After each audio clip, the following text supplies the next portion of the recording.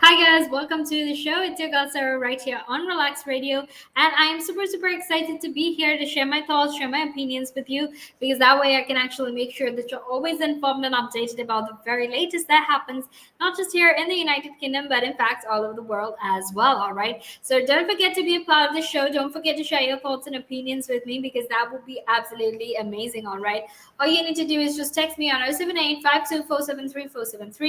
share your thoughts, share your opinions because that would be absolutely amazing. And that way you can make sure that everyone gets to hear your side of the story, your side of the conversation as well. All right. So don't forget to do that. And now, before we actually head into the conversation, I want to very quickly remind you that you can, in fact, go download the app because that's available for free download on both the Apple App Store and the Google App Store as well.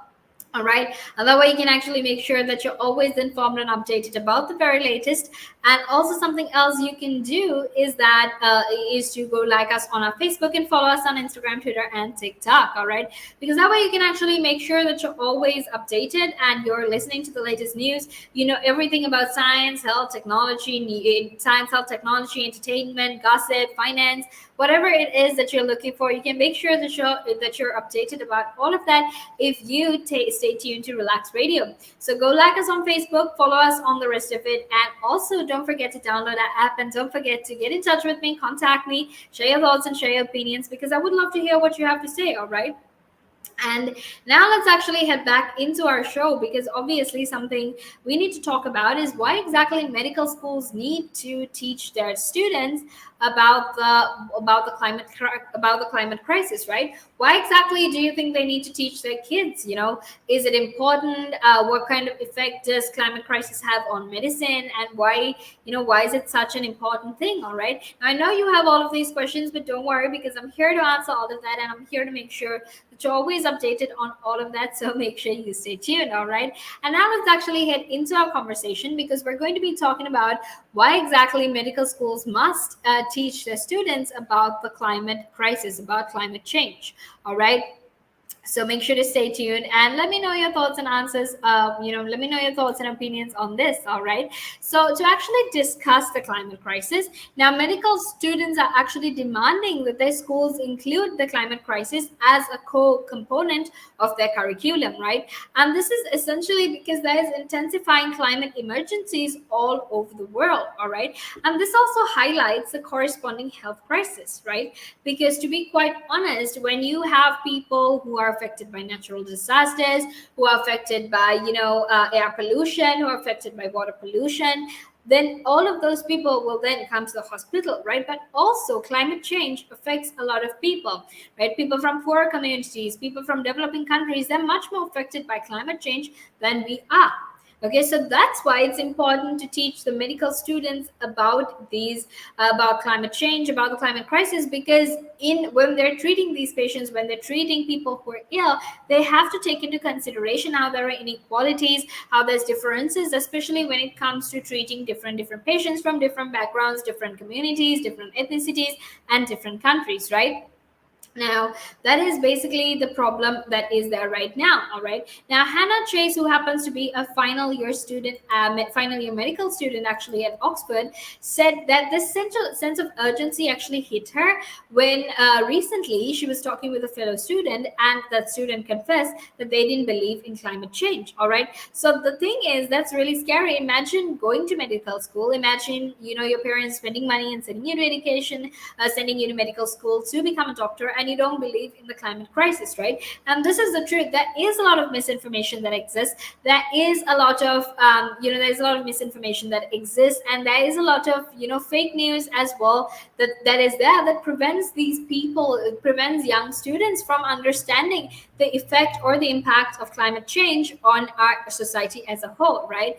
Now, what Chase said then was that it just shows that we make so many different assumptions about literally anything and everything, right? And that's why this sort of education is important. This sort of education is needed because of all of these assumptions that we make, right?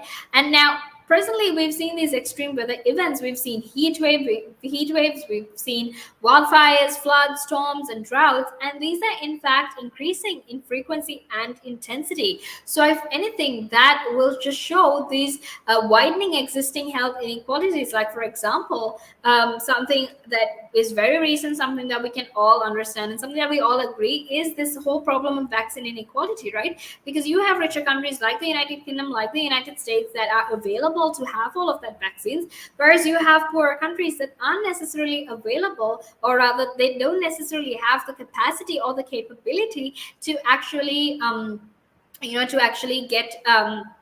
to actually get vaccines, right? And this is in fact why I'm telling you, with the climate crisis is when you're going to understand, or when you're going to realize that we have all of these existing health inequalities, and that is going to get much much worse, right? Now this is in fact this has in fact been known to traumatize victims, and also the precipitating loss of food security, homes, and even livelihood has just honestly just made life hard, not just for you and I, but for a lot of people in the world, right?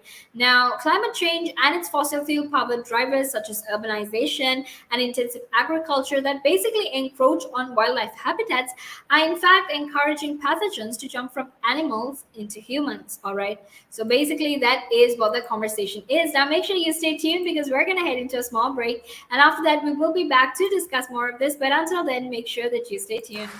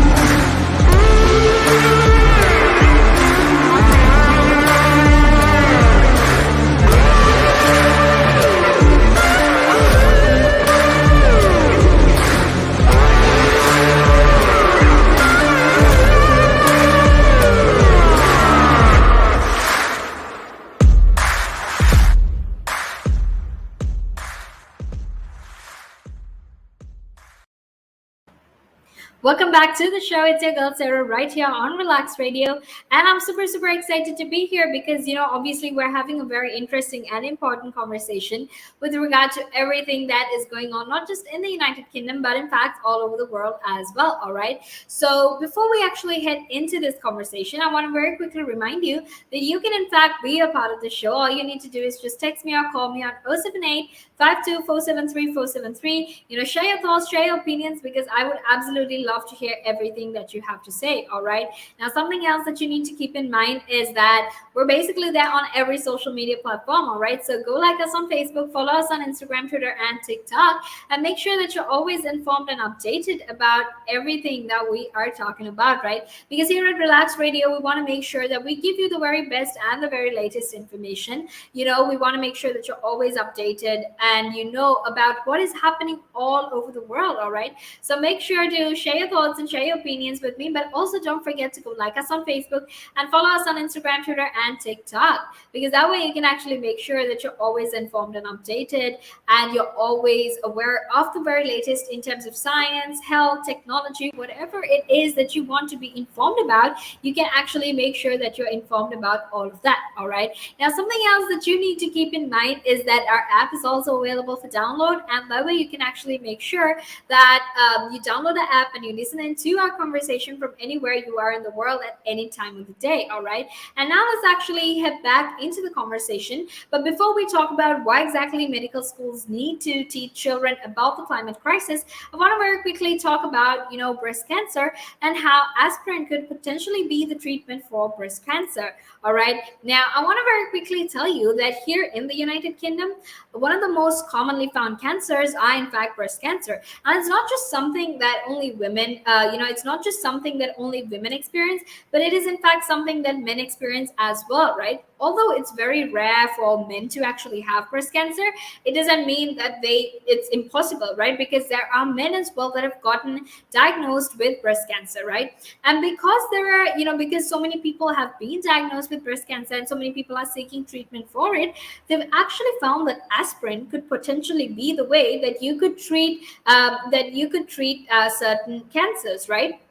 And how this research works and how this comes about essentially is aspirin is, it's cheap, it's widely available, so many people can use it for whatever it is that they're doing, right? So it's something that's very accessible, not just for people in the United Kingdom or even the United States. It's something that's accessible for a lot of other people all over the world, right? So when things like that happen, so because of because they found aspirin and they know how exactly it works, they're now actually having these trials where they're giving people aspirin simultaneously to the immunotherapy treatment that they get.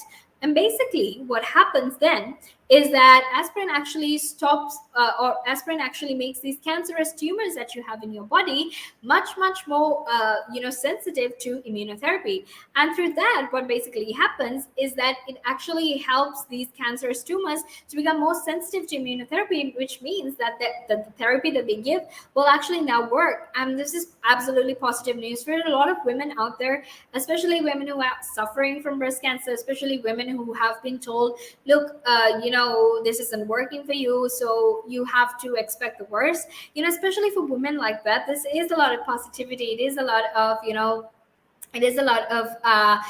positive news, and definitely something that will make them much more hopeful, make them much more cheerful and joyful for the future that they are, for the future that is, yet to come. All right. And that is how this works. Now, this is just being this is in the stages of being tested right now. However, they haven't fully tested all of it.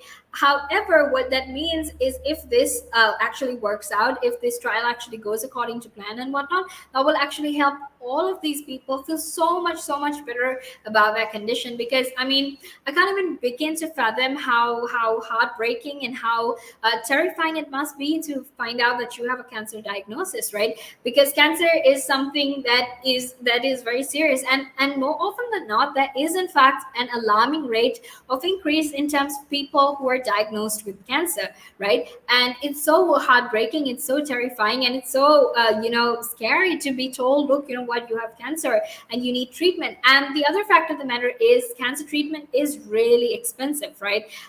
These drugs that you use for different types of cancers are in fact very expensive, and it's only certain people that can actually afford this sort of cancer treatment, right? So to make sure that is there, to make sure that